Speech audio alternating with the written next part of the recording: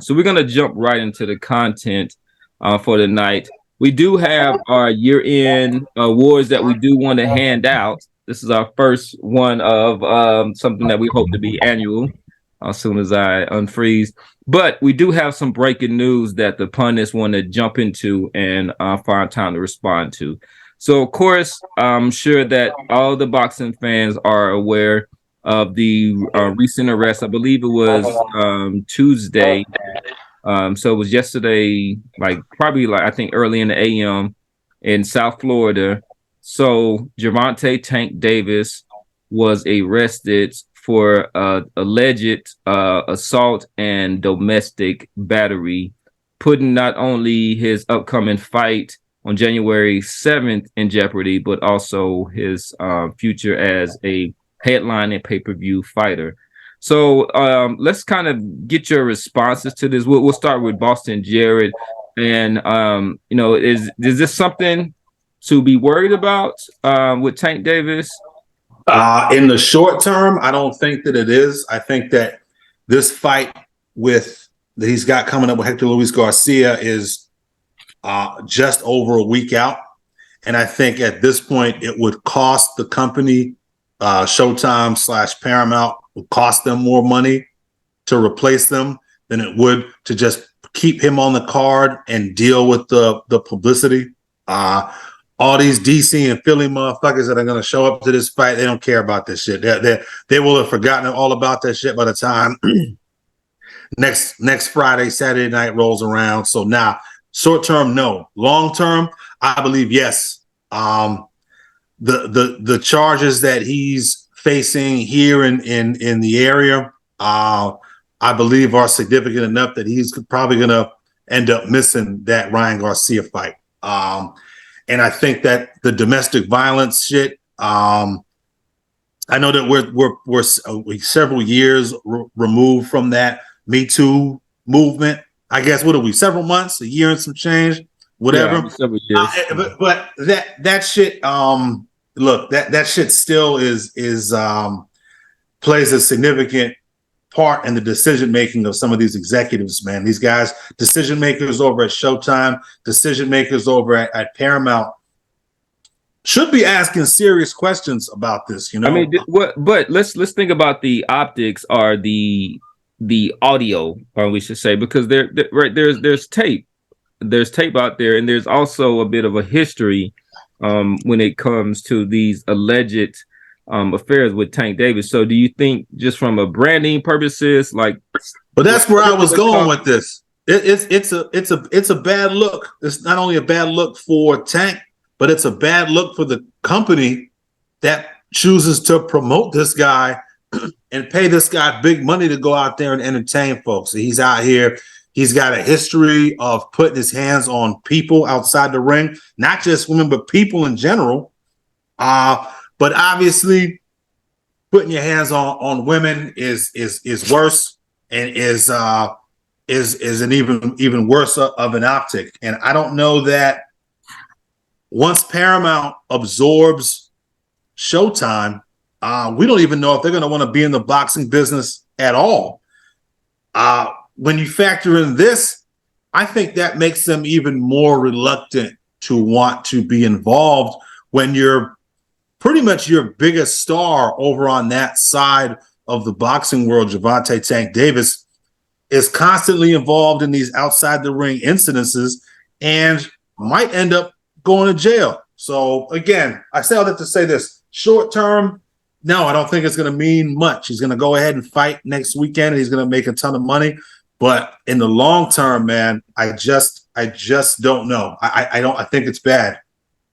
All right, the casual Rand, what's your views on this?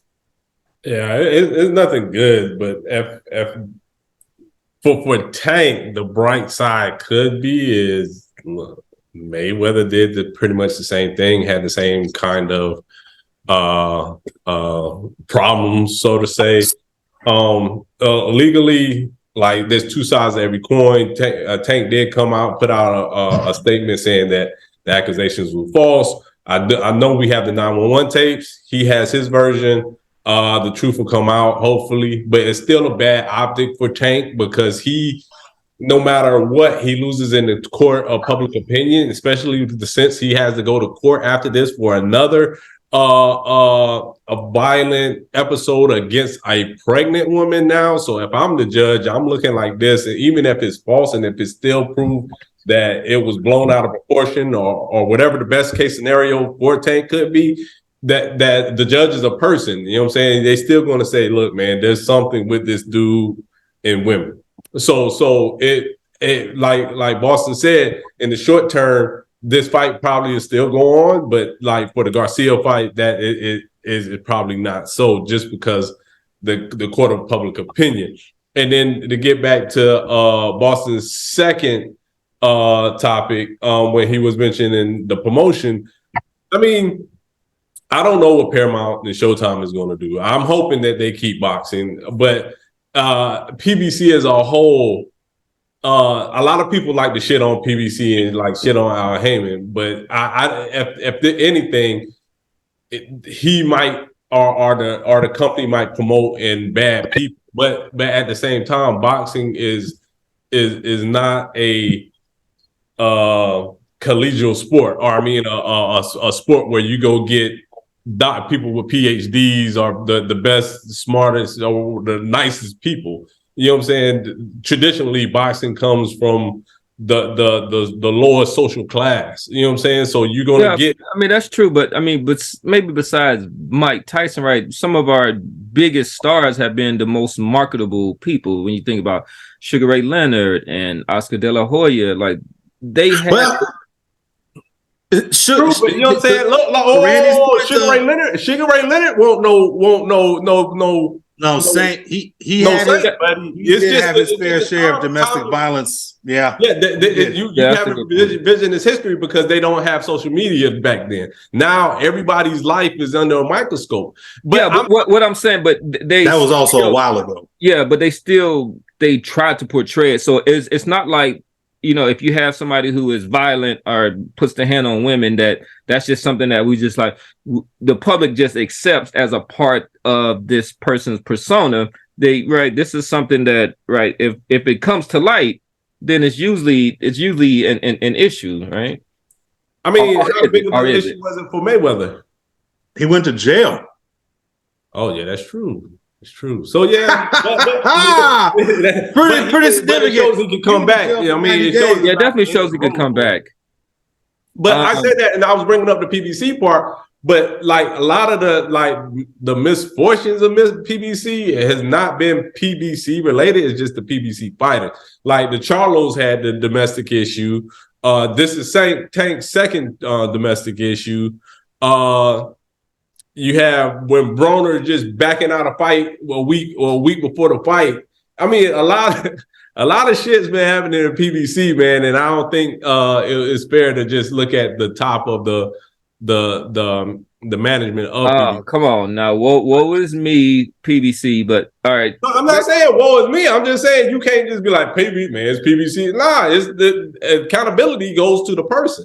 Like at the end of the day, boxing, a boxer is an independent contractor signed to, you know what I'm saying? It's not like a team, right? So if you had a team, like a football team, and there was a bunch of like alleged, you know, people who were committing assault and kind of domestic violence, you would, you know, put some of the onus on the team. Boxing ain't a team sport, buddy.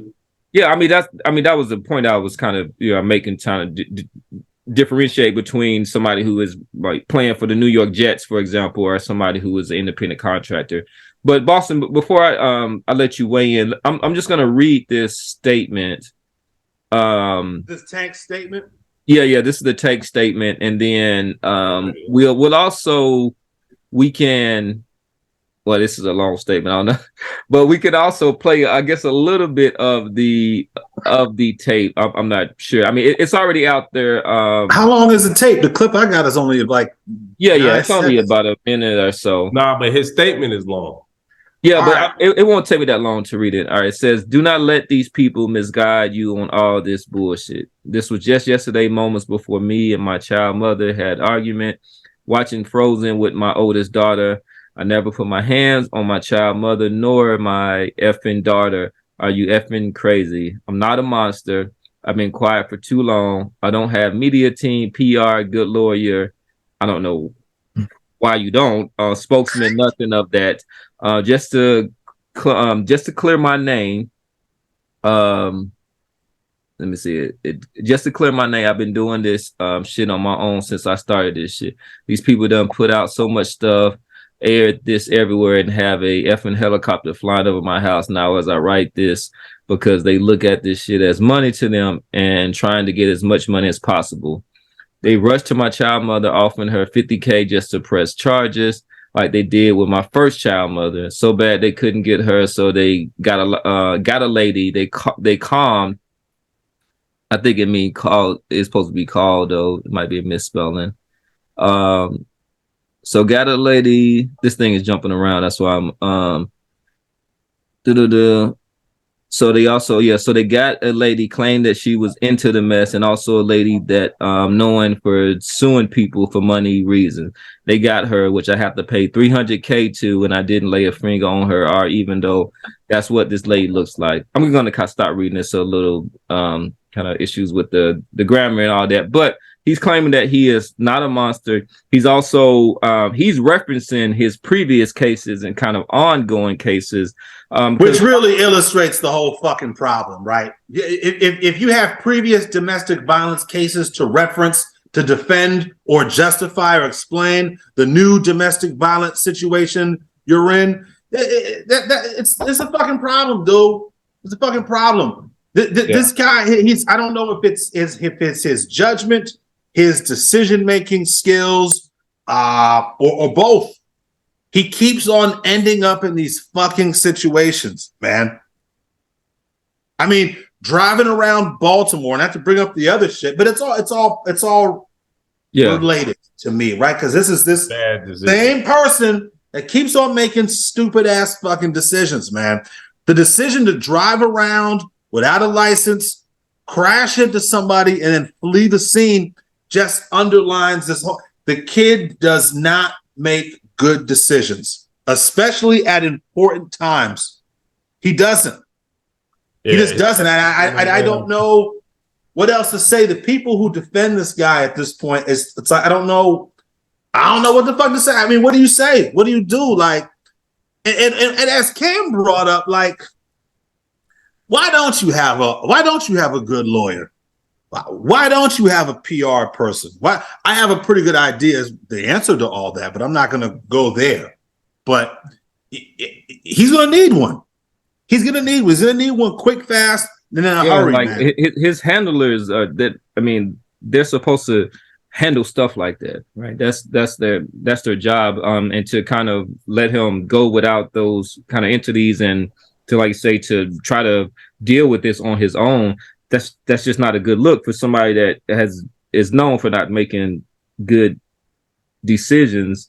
In the present, in the past, he definitely needs some people to kind of handle that.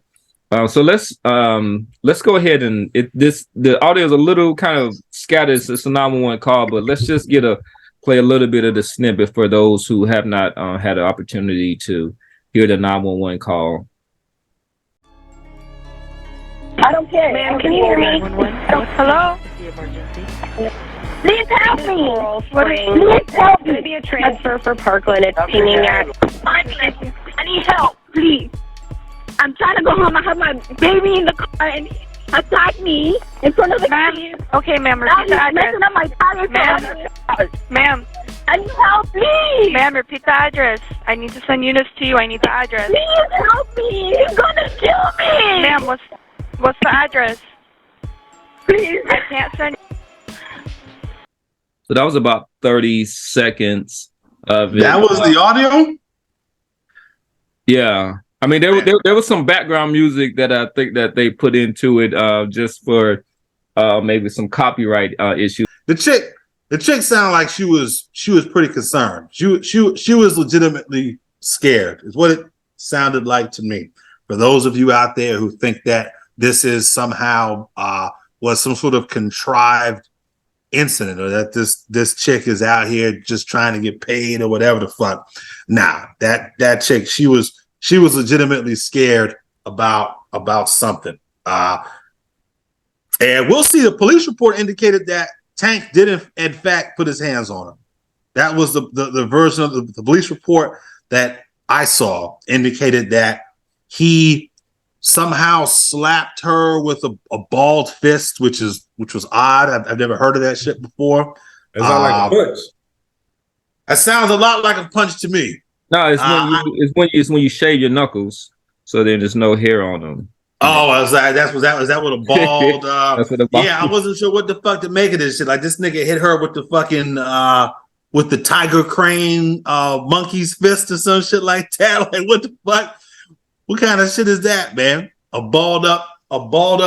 Anyway, this is a mess, man. It's a whole fucking mess, man. Yeah. Like, And then, and we want to, and these are all alleged charges and stuff like that. But we have seen like visuals of Tank being aggressive with his women, right? Right. That was a few years ago, and then also in Florida. So this would be his second domestic violence charge in Florida. You might need to stay away from Florida. Yeah, you know what they say about Florida, man. Come for vacation, leave on probation or some shit like that. You never heard that shit before? No, man. That's right. You know what I'm saying? With all that, you know how much his damn bail was? That was $1,000. $1,000. Well, to me, that the charges couldn't have been that serious. Then I don't know. And so this is where neither one of us, as far as I know, are lawyers. And I don't know that the bail amount, especially in the state of Florida or whatever county he was in, I don't know that the bail amount is necessarily commensurate with the severity of the crime. So I've heard that argument being made by different YouTube personalities. Every state is different. Different counties, different districts within different states are different. So I don't know that, it was just $1,000 bail, if that means, then it was nothing. You know, we'll see. And then I think next week we'll see if this is like, what's that that college basketball coach that white girl saying that he choked the ass out and he got fired and he got arrested. And then like 2 days later, she was like, nah, that didn't happen. That just happened. That's like 2 weeks ago. Yeah. Really? I forgot, but it was some kind of no name. I don't even know if he was the head. Nah, it was like an SEC school. I mean, he's a no name to me. The other thing I want to bring up for the edification of our listeners is if we go back to less than a year ago when Rolly Romero was scheduled to fight on a Showtime card against Gervonta Davis and was pulled from that card because of accusations of sexual assault, not being charged or arrested or convicted or anything like that. Simply being accused of sexual assault was enough for Showtime, TMT, PBC, pick an entity to apparently pull Rolly Romero off of that fight card. So I wonder if PBC, Showtime, whoever is going to put their money where their fucking mouth is, be consistent, and let's see what they do. Let's see what they say. Let's see what they do here. I think it was just too late in the game to talk about pulling them, you know. And then, like I said, like his name was Chris Beard, and he was the basketball coach for Texas. And they arrested different state. So, but I'm saying, like, and then a week later, his wife came out and said that it was false. So I guess if you're a promotion company and you're hoping, you probably just praying, fingers crossed, please let her call saying it was false and then go through it so their conscience feel better about pushing this fight through, which I think they have to at this point. Yeah, they definitely have to. I mean, there's certainly enough guys on this card. I mean, this card, I think they'll make the money at the gate, like Boston mentioned. Man, this is a DC, Maryland, DMV fighter fighting in the heart of DC with a Philly fighter, New York fighters, whatever. So this the venue's gonna be packed. It's, you know what I'm saying? If you go online now, there's only a few seats available, and Do you The only see thing that's going backlash? to hurt is the pay-per-view. So the casual fans why do you say that that? are not in this region are going to be like, man, I'm not supporting no pay-per-view of this woman beater. You know, so the pay-per-views are going to suffer. But they already made the money. I don't know about that, man. We'll see though. We'll see. I just don't. I think a lot of casual fans are going to be pushed off about this. I don't know. I mean, I thought that they might see some demonstrations or something outside of the arena, but you know how badly they'll get beat up. Yeah, I don't think they're there's going to be police protection and stuff out there. I mean, come on, they're not going to. They're going to have people with signs in there. They're just going to let them get ran through. This ain't the January 6th crowd coming through. This is not the January 6th crowd coming through. This is going to be the fucking Oxon Hill All-Stars and the Baltimore County All-Stars. Outside of the Verizon Center, whatever. So you don't think that these organizations that support women's rights are, who are against domestic violence and all this other stuff, which is going to be plenty of these erudite people in the upper echelon in the DC area, you don't think they're going to have protection out there? They're going to let them beat up these nice white folks? I think that they're going to try and do most of their work via social media. Yep. Where more people who are going to be receptive to what they want, to their message, are going to be able to read and hear the message. Ain't no point in being out there on 7th and G with a bunch of Baltimore and Philly niggas running around trying to get in and see Tank and then get out and then go to the park or Rose Bar afterwards, though. Nah, I wouldn't go there. After they spent $400 for a ticket. Right, and however much money on concessions and parking and travel, all that. Yeah, fuck that. You asking for. I don't want to be anywhere near them motherfuckers. And I'm not a women's rights advocate. I ain't gonna be out there, but I still wouldn't want to be down there, just in the vicinity. So hell nah. They might you be could be right though, Cam. Let's see. Let's wait and see. Be on like 14th and protesting on 14th, but they ain't gonna be on 7th. Yeah. You're gonna have some true believers. You're gonna have to be some real true. You're gonna have to be some true believers out there on 7th Street. You want to be out there at 7th and G Northwest when that crowd comes through. Yeah, that ain't a good place to just walk by yourself. And on a Monday night. Well, I think it's going to be plenty of security out there just because of the event and stuff. But I'll be surprised that if there aren't any kind of demonstration. It might be a small crowd, but I think that just with the history of Davis, that there'll be some people that will have some gumption about themselves and will go out there and demonstrate. All right, so we want to thank y'all for rocking with us in this year 2022. We've been doing this for a little bit now, but we hope that y'all will rock with us even further in 2023. Make sure that you do like and subscribe. We're going to come up with some fresh new content up for this new year. We got some ideas for some new and exciting segments, and we love the feedback that you give for all the comments. We read the comments, trust and believe that, and keep those comments coming in, and they actually help us put together a better show. And with that said, we want to sign off for 2022. This is your man Professor Nim signing off for the Casual Rand and Boston Jared. Happy New Year, everybody! All our listeners out there. Happy New Year. Happy New Year, and keep it popping with the pundits of pugilism. Peace out.